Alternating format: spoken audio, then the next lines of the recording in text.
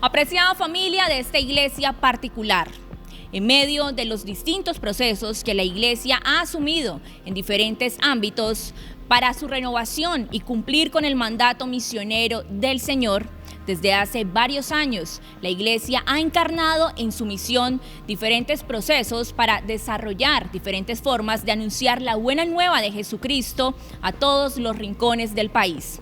Uno de estos procesos es el PIP, Proceso Evangelizador de la Iglesia Particular. A continuación, en unos breves minutos, haremos una presentación acerca de lo que se trata el PIP. Iglesias particulares en Colombia, de un tiempo para acá, queriendo ser fieles al mandato del Señor Jesús que nos dice: vayan por todo el mundo a anunciar el Evangelio, y queriendo vivir el Concilio Vaticano, que quiere que la iglesia sea germen del reino de Dios en el mundo, queriendo ser las iglesias particulares el espacio, el lugar donde se viva y se aprenda la comunión, la participación y se fomente el espíritu misionero. Estas iglesias particulares optaron por hacer la tarea evangelizadora con la ayuda de un instrumento. ¿Cómo se llama ese instrumento? El Proceso Evangelizador de la Iglesia Particular, PIP. Este proceso tiene como sentido, como finalidad y esencia la evangelización. ¿Para qué existe el PIP? Para evangelizar. Tiene un enfoque eminentemente misionero y evangelizador. El alma de todo este proceso es la espiritualidad de comunión y el motor es la espiritualidad misionera, con la ayuda de la metodología prospectiva que siempre nos pone a soñar la iglesia, inspirados en la Sagrada Escritura, en el magisterio de la iglesia de Jesucristo, que la soñamos nosotros en un lugar determinado. ¿Qué nos propone el proceso?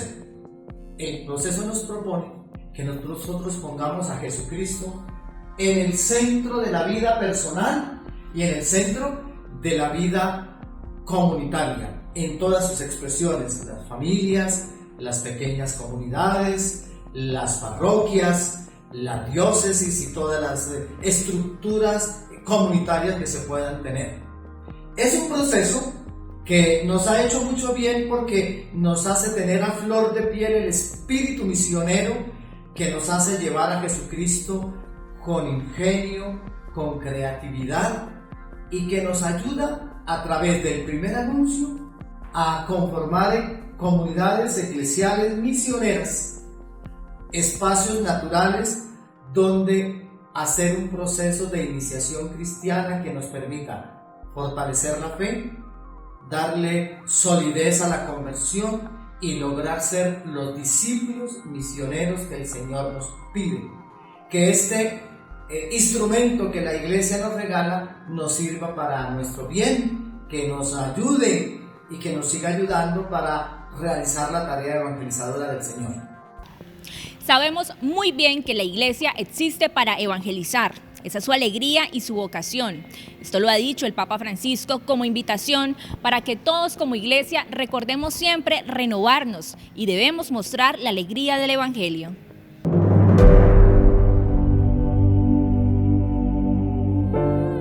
La vocación propia de la iglesia es evangelizar, que no es hacer proselitismo.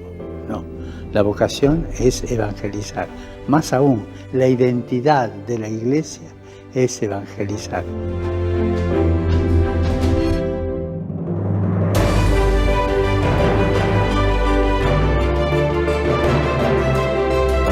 Solo podremos renovar la iglesia desde el discernimiento de la voluntad de Dios en nuestra vida diaria y emprendiendo una transformación guiados por el Espíritu Santo. Nuestra propia reforma como personas. Esa es la transformación. Dejar que el Espíritu Santo, que es el don de Dios en nuestros corazones, nos recuerde lo que Jesús enseñó y nos ayude a ponerlo en práctica. Empecemos reformando la Iglesia con la reforma de nosotros mismos, sin ideas prefabricadas, sin prejuicios ideológicos, sin rigideces, sino avanzando a partir de una experiencia espiritual, una experiencia de oración, una experiencia de caridad, una experiencia de servicio. Sueño con una opción aún más misionera, que salga al encuentro del otro sin proselitismo y que transforme todas sus estructuras para la evangelización del mundo actual. Recordemos que la Iglesia siempre tiene dificultades, siempre tiene crisis. Está viva. Las cosas vivas entran en crisis. Solo los muertos no entran en crisis. Recemos por la Iglesia para que reciba del Espíritu Santo la gracia y la fuerza para reformarse a la luz del Evangelio.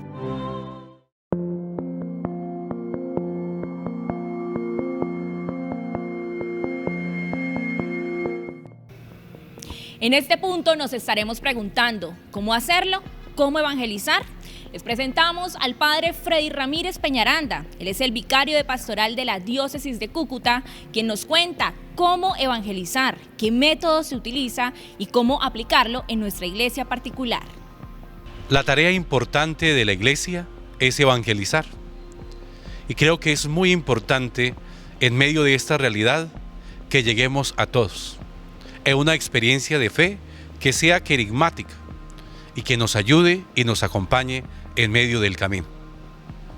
Por eso la opción de este plan evangelizador nos ayuda para que la alegría del Evangelio sea precisamente un gozo, no solamente que transmitimos, sino que tenemos la capacidad de vivirlo.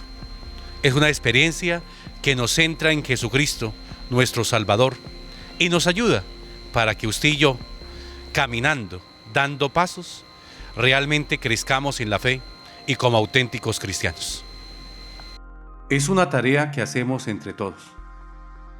Ahora hablamos de sinodalidad, de caminar juntos. Bueno, el método prospectivo nos ayuda y enseña a caminar juntos.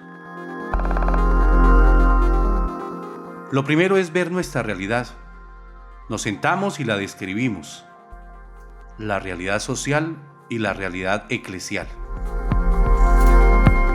Teniendo esto ya conocido, nos ponemos a pensar entre todos cuál es la iglesia que Jesús sueña hoy.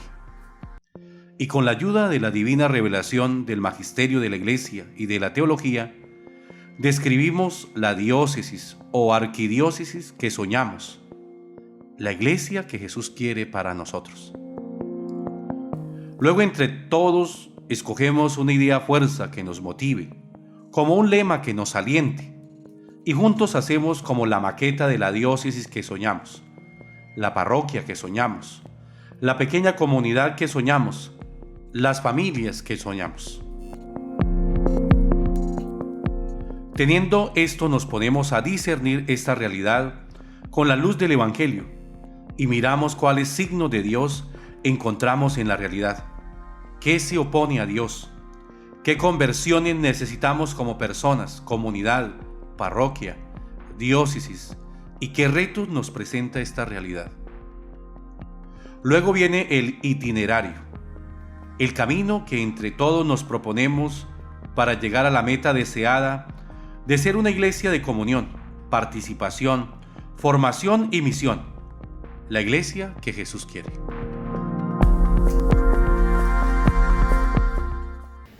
Vamos ahora a conocer el espíritu del PIP, los elementos que lo constituyen y los pasos del proceso.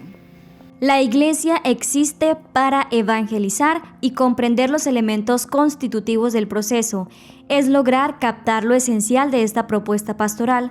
Vamos a verlos a partir de la siguiente imagen en círculos.